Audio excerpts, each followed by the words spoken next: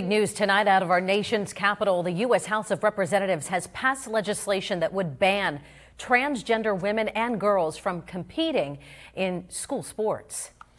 Our Washington, D.C. correspondent Rachel Knapp joins us live from the U.S. Capitol on this story tonight. Good evening, Rachel. Good evening, Mike and Eva. Republicans are calling this a win for women's rights, but opponents say that this legislation targets people and is discriminatory. Now, this bill is called the Protection of Women and Girls in Sports Act. It passed on a 219 to 203 vote. The legislation would amend Title IX to prohibit schools that receive federal funding from allowing people, and quoting from the legislation, whose sex is male, end quote, to participate in sports designated for women or girls. Now, the bill defines sex as based solely on a person's reproductive biology and genetics at birth.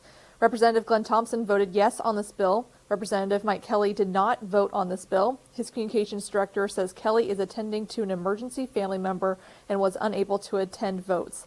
The legislation is getting pushback from Democrats, saying this is the latest attempt by Republicans to intensify culture wars and transgender rights in America. But Republicans see this, again, as a win for women's rights. House Republicans are standing up for people who just believe in basic fairness.